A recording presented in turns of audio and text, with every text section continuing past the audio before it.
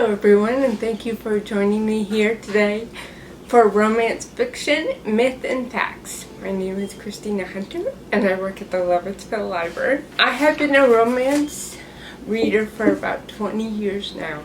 In fact, I enjoyed it so much that I decided to write my own 2 books. In addition to that, I've written for USA Today's Happy Ever After blog, which unfortunately is no longer up.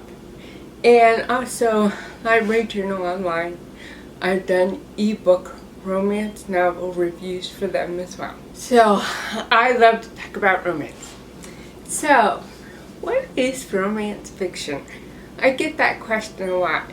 And it's often turned around very easily to call any story a romance. However, there are some qualifications. A romance novel must include a story about a relationship about 2 people. It also must have a happy ever after. It may not be perfectly happy ever after, it might not be a marriage proposal, but it has to be an emotionally satisfying ending. So romance often gets a bad rap because it has the same basic plot. However, most of genre fiction has some sort of specific plot. Mysteries are solved, in science fiction, new worlds are discovered. These are all basic parts of genre fiction, so romance is no different. However, romance has even more to offer. Romance offers depth of relationship analysis, not only romantic relationships, but family relationships, friendships, all the relationships that often affect our daily lives. There's also an emotional depth to romance, analyzing and observing the different emotions that we have in our lives, and readers really are drawn to that part of the genre. The genre is also often, mostly, by women for women. So women are the focus of the story. And finally, the genre offers dynamic and diverse voices as well as plots. Now, I would like to go into some authors that I would like you to know that are important in the genre. The first author is Kathleen Woodiwiss. She is considered giving birth to the modern romance genre that you know now. She wrote in the 1970s, and she wrote very detailed novels, and some of them are over 500 pages. This is brand new in the genre, and it was just opened up a whole lot of doors. So she's a good author to try. She wrote a lot of historicals. Other authors of note is Suzanne Brockman. She writes a lot of military romance as well as gay romance. She has a very popular series called the Troubleshooter series that has about 20 or 30 titles in the series. It's very popular. She's also known not only for writing diverse characters, but also promoting diversity within the romance fiction writer's world. Beverly Jenkins has stories that feature African Americans. She's been around quite a while, and she also received the 2017 Romance Writers of America Lifetime Achievement Award. Nora Roberts is a very popular author, which I'm sure many of you know. She's a #1 best-selling author. She's been writing since the 1980s, and according to a statistic from her website, she sells an average of 27 books every minute. She also has a pseudonym, J.D. Robb, which also has, under that pseudonym, she has about 50 titles in that series under that pseudonym. So she's well known. Other authors of note include Courtney Milan. She writes historical, but I also want to bring your attention to her because she's not only a romance author, a very popular one. Before she was a romance author, she has a grad degree in physical chemistry and even went to law school. So she's a very educated romance fiction writer. Another example of that is Eloisa James. She also writes historical fiction, romance fiction, but she's a Shakespeare professor at Fordham University. She's well known in her field for being a Shakespeare expert. Alyssa Cole is a fairly new author in the last 5 years or so. She writes a lot of inclusive stories that are both historical and contemporary. Finally, I have down here Helen Hong. She's another recent new author in the field. What's unique about her is her characters are often on the autism spectrum scale, which is not a lot of characters are written in the field yet with that. In addition, she herself has autism. So she's making some influence in the genre.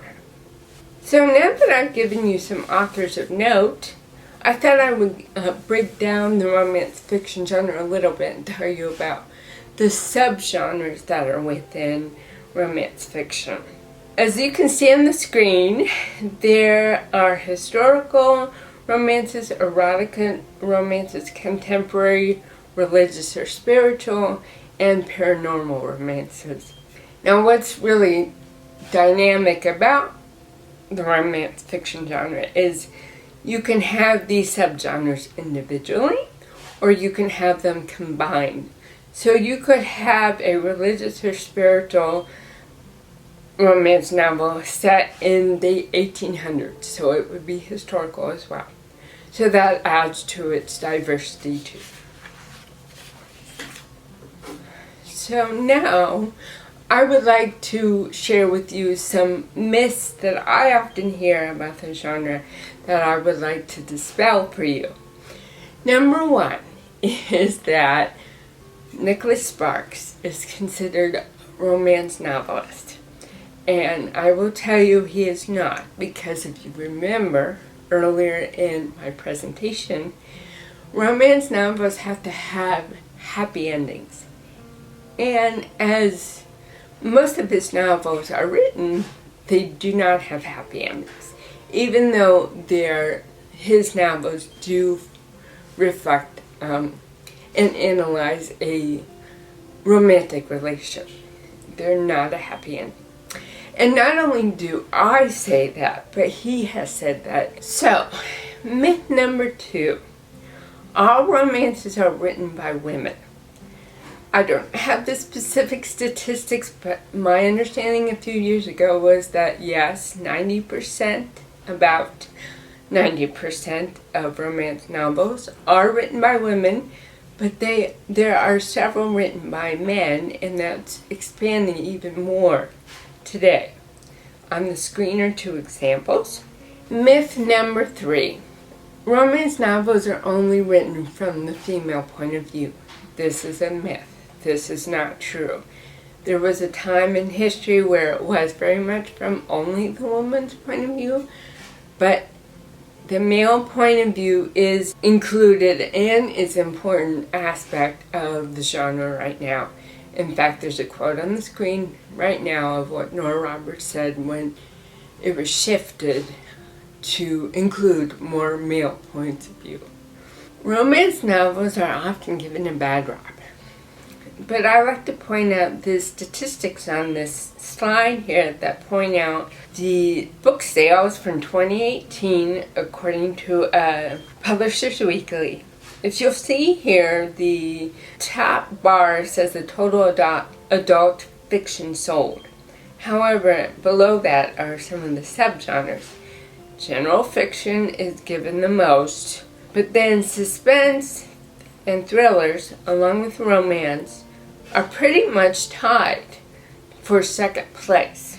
So this is a very popular genre. Something else I wanted to point out was that there are the annual Vivian Awards given out through the Romance Writers of America. These started in the early 1980s when RWA began and have evolved over the years, but they're considered the Oscars of the romance writing world. They have different categories every year: best book, best historical, best young adult, etc. This would be an excellent place for you to go to if you want to read more of the most award-winning books if you're new to the genre. The website right there is on the slide, rwa.org. On this screen you'll see a bunch of books here that I want to recommend to you. First we have An Extraordinary Union. This novel is a historical romance about two Civil War spies who end up as passionate about each other as they are passionate about fighting the war. Next we have Real Men Knit. Jesse and his brothers are left with their deceased adopted mother's knitting store. Although each brother has their own lives to lead, they work on supporting Jesse's idea to keep the store open, especially when shop employee Carrie offers to help. Next is Undercover Romance. This is the second title in the series. This book finds secret romance book club member Braden, the member that thinks he knows exactly how to handle women, longing to help Liv fight back against her sexual harassing ex-boss. All Brandon needs to do is unlearn all his macho ways and instead lead with his heart. Next we have Red, White, and Royal Blue. Alex may be the golden boy son of the first female U.S. president, but he has a big beef with Henry, the adored prince from across the pond. But when the two end up having to work together to repair tarnished images, they find there's love to be found despite their supposed differences. Spoiler alert! Two fan fiction creators who support the same TV show spark an internet friendship. But when Marcus and April discover each other's identities, it threatens both their careers as well as opens April up to the virtual world of trolls.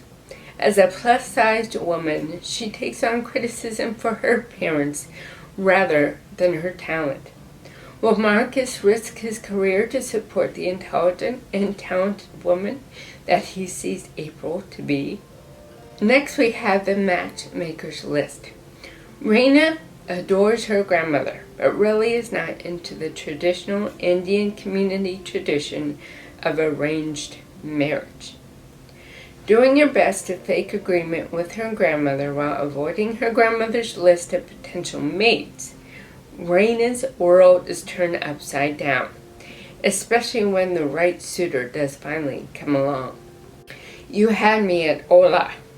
Jasmine is about to star in a new bilingual comedy that she hopes will repair her tarnished public image. The snag in her plan comes last minute when soap opera hunk Ashton is added to the cast. There may be sparks between the two at first, but these two passionate actors end up snuffing out their on-screen chemistry. In hopes of gaining that spark back, rehearsals continue in private until reality and imagination become difficult for the two to separate. The Bride Test.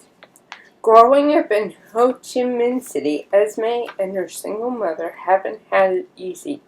When Esme takes up the invitation to become a mail-order bride to an Asian American man, she jumps at the opportunity for a better life. But things become just as challenging for Esme as they were in Vietnam when the man she's chosen for is emotionless.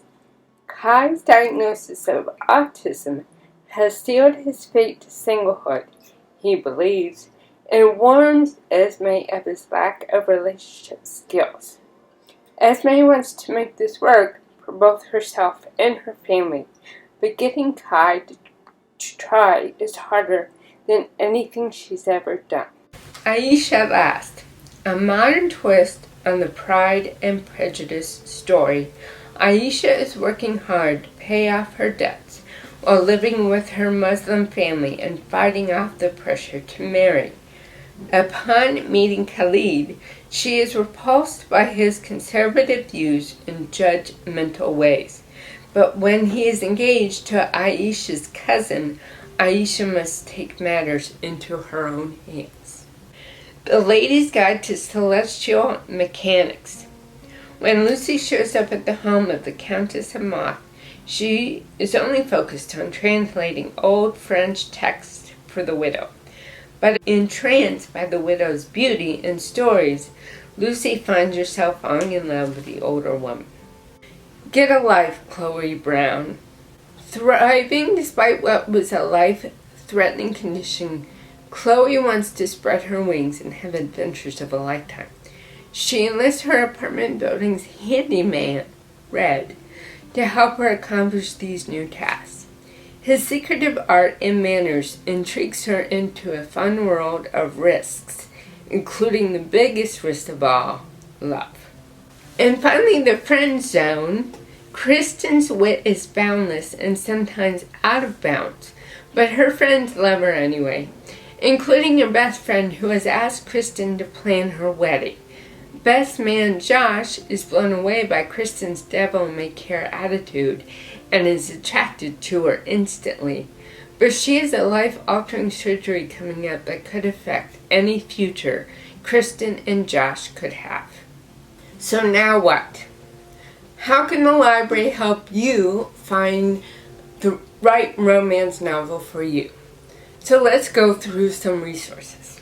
First resource is very basic, our catalog online. Our website is library.loudoun.gov.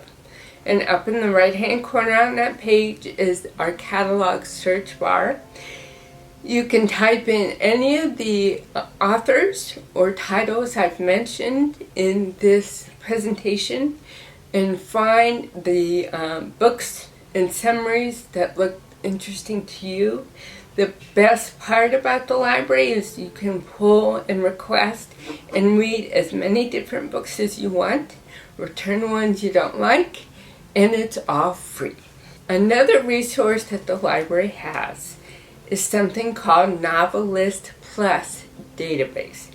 This can be found on the webpage in the adult links section at the top of the main page. If you click on there and then scroll down, you can find under databases, Novelist Plus database. If you're doing this from home, you need your library card number and your PIN to access the database. So here's your reminder that your PIN is your date of birth, which is month, day, year, just as it is on the screen. So why use Novelist? Novelist is kind of awesome because you can put in an author's name and you will get lots of information back. You'll receive a bio of the author, the appeals of the author, whether they write paranormal, contemporary romance, etc. They also have a list of the author's books. And on the right-hand side of the screen will be a list of read-alike authors. So as for an example on this slide, Nora Roberts has a lot of read-alikes. On the right-hand side you can see Suzanne Brockman, like I mentioned earlier, Jude Devereaux, Kay Hooper, etc. So you could find your next reads within that too. It does the same thing for books. You can put in the book title, you get the book summary, what kind of genre or appeal of the book it has. If it's part of a series, the whole list of titles in the series. And again, on the right-hand side of the screen, you'll find read-alikes. So if you enjoyed a certain novel, you will be able to find similar read-alikes and try those out. One more resource I want to share with you that's a little unusual. We have in our library system a documentary called Love Between the Covers This was a documentary from a few years ago that followed new and established romance authors as they go about their work and go to their annual convention. It's a really neat way to learn about what they do and how they do, and also to see the love that they have for their fans. I always like to end with this great quote from Jenna Ivanovich. Romance novels are birthday cake and life is often peanut butter and jelly. I think everyone should have lots of delicious romance novels lying around for those times when the peanut butter of life gets stuck to the roof of your mouth. Thank you very much for spending your time with us, and please feel free to visit our website anytime for more information. That is library.loudoun.gov. Thank you.